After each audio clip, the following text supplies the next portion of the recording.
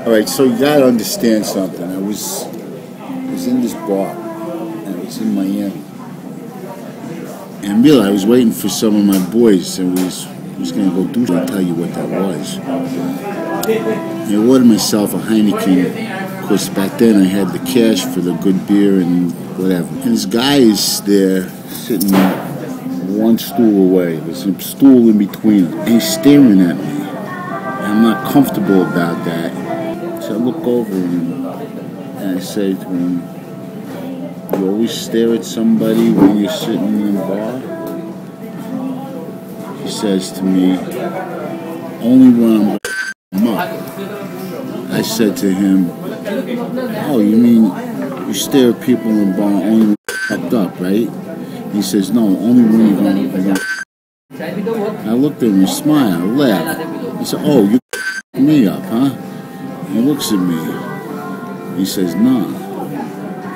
So try and be polite, which was stupid of me, but I did it anyway. I reached out to shake his hand. Now, why was it stupid? Because I'm extending my hand out like this. He's reaching across himself. He's got his other hand on the bar. He's got leverage. So now he's going to yank me off the stool. I'm going to fall down. He's going to start stomping me. Luckily for me, but I was kind of sturdy back then too. I wasn't overweight like I am now. I wasn't eating as much pasta. You know what the routine is. You know, give me a big bowl with some marinara, some meatballs, it could be some fried Diablo sauce, good, strong, hot stuff. You're making me hungry. Yeah, well, you can keep your hunger to yourself, buddy, all right? I'm just talking to my friend over here right now. Yeah, we're having a conversation over here. Understand that. It's all in your head.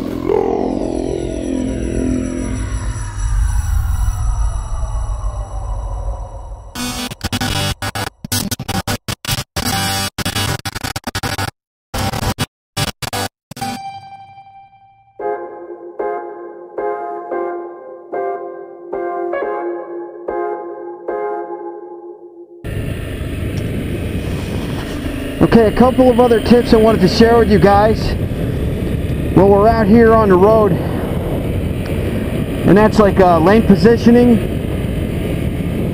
entering a highway, and choosing a proper lane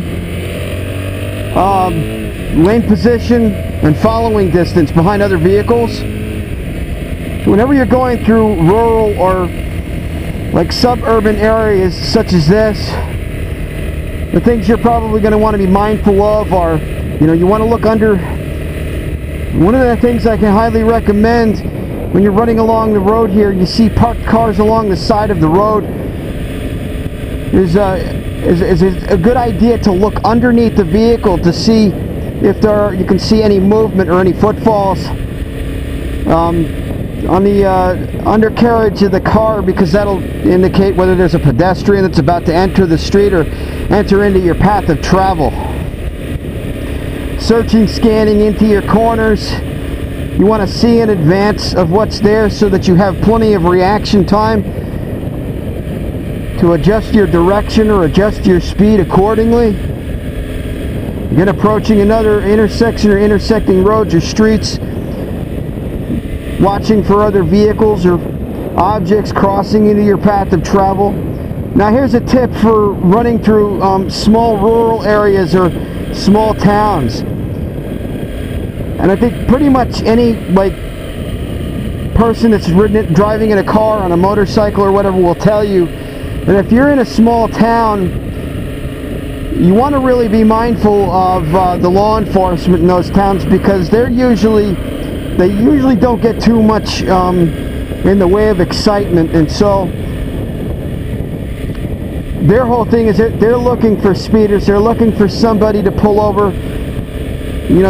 Some of them may even have an axe to grind. You never know. And you could end up having a really bad day. And once you get that infraction on your license, it's all downhill from there.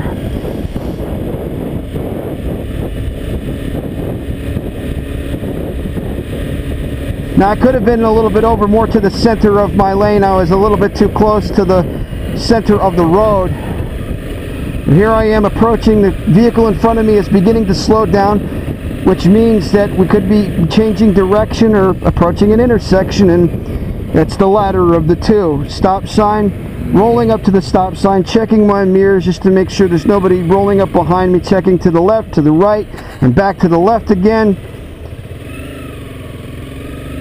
Once it's clear, you go.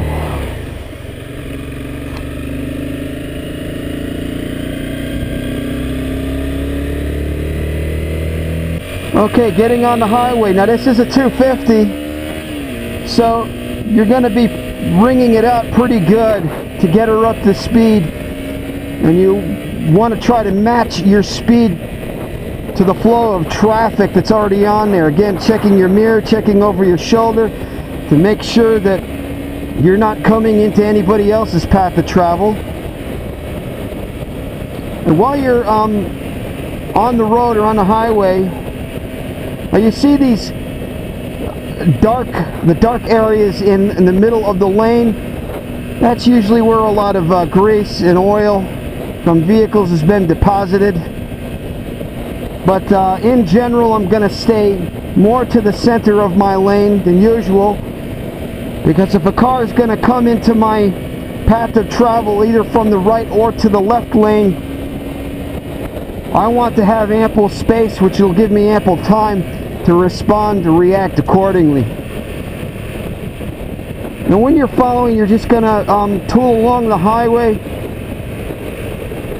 The car's going to go under the bridge. I'm going to start counting. 1, 2, 3, approximately 3-second following distance behind the vehicle in front of me. I'm going to make a lane transition, checking mirror, signaling. In some states it is legal to pass on the right. The statute usually says you can pass on the right if it is safe to do so. Coming off the accelerator, checking the mirror, making sure nobody's rolling up behind me too fast. Searching, scanning into your path of travel so that you have plenty of time to respond or react to something that you cannot see as you're searching or scanning into the path of travel, or into the turn, into the curve, whatever. Okay, coming off the accelerator, covering the brake, checking the rear, making sure nobody's coming up behind me, bringing the vehicle to a stop. Now you also want to allow yourself plenty of distance between you and the vehicle you're stopped behind. This could apply whether you're in a motorcycle or you're in a car. You always want an escape path. If you're too close behind the vehicle, you're not going to have any room to get around the guy in front of you. Just checking to make sure, even though the light's green and I have the right of way, you never know. Checking to the traffic to the right, making sure they're stationary.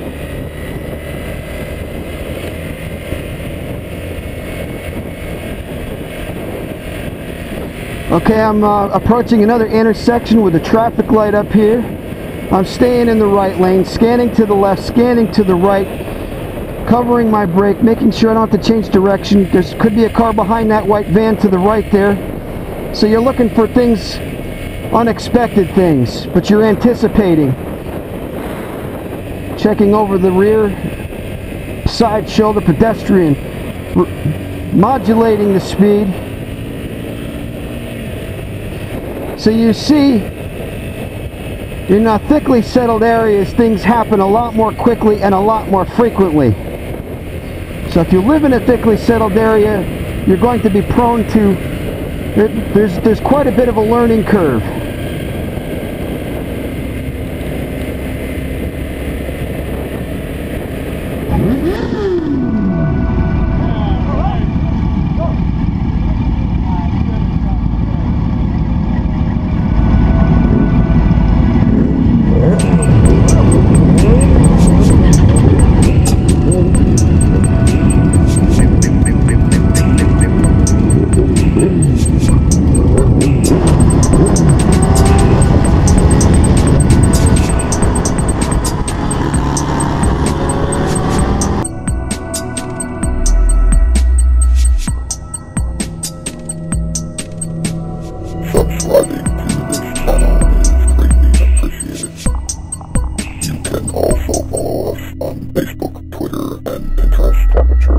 approaching critical.